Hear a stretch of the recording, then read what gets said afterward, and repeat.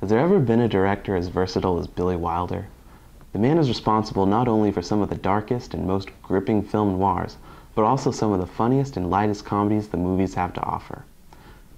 No film showcases his mastery of the two worlds quite like Some Like It Hot, a movie that begins and ends like a typical gangster movie, the way The Wizard of Oz was bookmarked with sepia. I can't tell you how many times I put this movie on and thought I'd swap the disc with the gangster picture. And just like Technicolor in that classic of childhood, most people get so lost in the comedy of the film, they forget the brilliance of the drama surrounding it. In fact, most of the drama in this movie just seems to be another side of the film's cynical comedy. Take a look at the massacre scene, and notice how it has been shot and edited. No violence is ever shown, merely implied. And that crawling man seems to create a sort of morbid comedy only Wilder could bring to the screen. Tony Curtis and Jack Lemmon don't react with horror. They get sick and have a gasoline pump vicariously vomit for them. It's a subtle touch, but a mastery of comedic form. But no one remembers this film for its gangster aspects. They remember it for that immortal icon, Marilyn Monroe.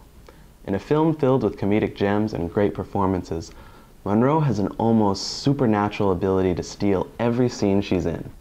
Jack Lemmon's character puts it perfectly when he first sees her in the train station. It's just like Jell-O on springs. Must have some sort of built-in motor or something. I tell you, it's a whole different sex. But Monroe's charm seems to be that she stumbles upon her sensuality by accident. The train blows smoke at her because she arrives at just the right moment. And the camera gets a close-up of her legs because she just happens to keep her liquor on her immaculate thighs. She has an effortless sexuality that could only come from putting more effort into sex than any other film had done before. In no scene is this clearer than when Monroe sings, "I Want to Be Loved by You."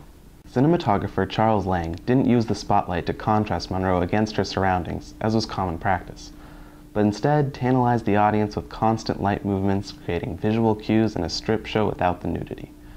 One moment the spotlight begins to creep dangerously close to the edge of Monroe's neckline, only to retreat and play it safe by looking at her face as she sells those lyrics like no other actress in Hollywood ever could. It's the moment you realize this film could only exist in black and white. Color would have diminished the effects and sensuality of the scene by destroying the contrast. That great interplay between the bright light on Monroe's face and the shadows of the forbidden gaze is tailor-made for the visual mastery only black and white films have to offer. Just like the spotlight sequence, the film enjoys hiding sex in plain sight and then marvels at how it got there. When Monroe and Curtis first meet as boy and girl, they discuss their taste in music. But only a censor would believe that their conversation is about jazz. You play the market? No, the ukulele, and I sing too. For your own amusement? Does that mean you play that very fast music, jazz? Yeah, real hot. Oh, well, I guess some like it hot. I personally prefer classical music. Then there's the perfectly executed scene on the yacht, where each sexual advance is broken up by the farcical misdirection of Jack Lemmon and Joe Brown's tango.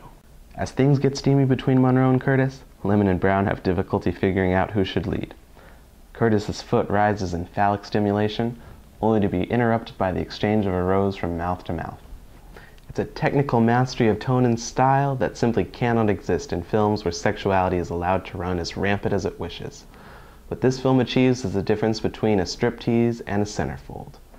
But for every meticulously crafted joke about sex, there's an equally amusing quip that couldn't have less to do with what goes on behind locked doors.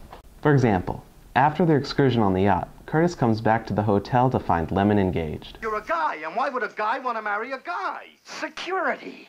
Mike, what are you going to do on your honeymoon? We've been discussing that. He wants to go to the Riviera, but I kind of lean towards Niagara Falls. Once the sexual innuendos and double entendres have had their turn, the film ends with another series of gangster chases and daring escapes by our protagonists. The film ends the same way it began, with a gruesome murder that's just a joke in disguise, and with Monroe oozing sex in a spotlight while singing that she's through with love. Her song only ends with her being kissed by someone she thought was a woman, an event which led to the film being condemned by censors, but seems practically harmless by today's standards.